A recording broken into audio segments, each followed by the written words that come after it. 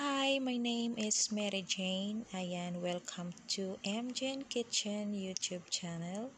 For today's video guys, gagawa tayo ng mashed potato with creamy mushroom sauce. Ayan, napakasarap niya. Try nyo gawin sa bahay nyo. Napaka-easy lang to gawin guys. Ayan, naging favorite na rin nila kasi napakasarap talaga niya, promise. Ayan, naghiwa na ako ng patatas, 2 piraso. Hiniwa ko lang siya na maliliit para madali siya maluto.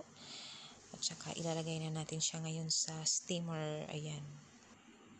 I-steam lang natin siya ng 10 to 15 minutes. Ayan, maglalagay lang ako ng konting asin at paminta para magkalasa yung ating patatas. Ayan. Tapos tatakpan natin, i-steam lang natin ng 10 to 15 minutes. Ayan, luto na siya guys. 12 minutes lang siya. Kasi konti lang ang aking patatas. Ayan, napakalambot niya talaga. Patanggalin na natin siya sa steamer at imamash na natin siya.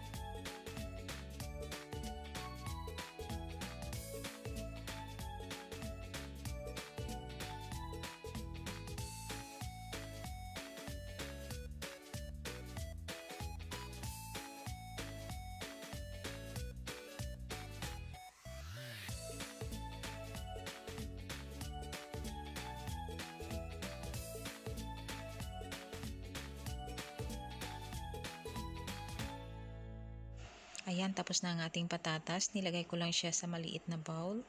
Ita-transfer ko siya mamaya dun. Ayan, mag-prepare naman tayo ng ating mushroom sauce. Gagamit ako ng KDD liquid cream. At meron tayong 4 pirasong mushroom. Hiniwa ko lang siya ng maninipis.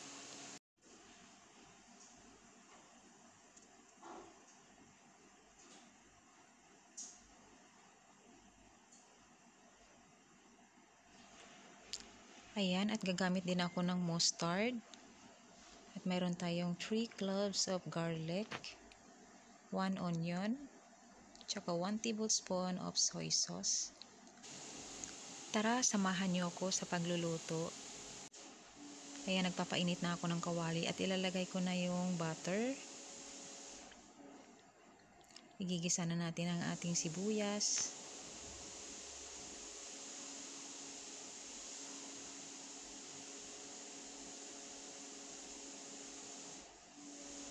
Isunod naman natin ang ating bawang.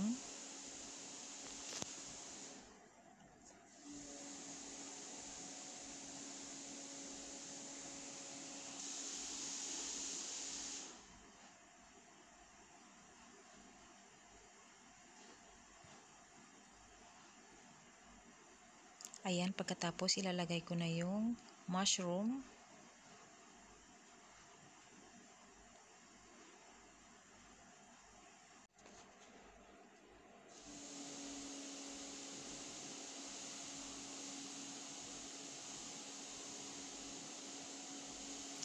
Ayan, ilalagay na natin ang ating 1 tablespoon soy sauce.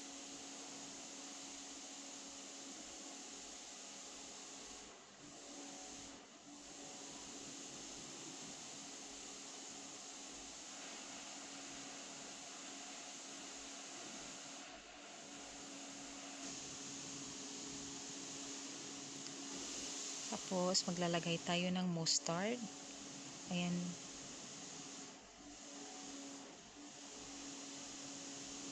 Ayan, kunting-kunti lang nilagay ko. Pagkatapos, isusunod na natin ang liquid cream. Ayan, naglagay ako ng 2 cups liquid cream.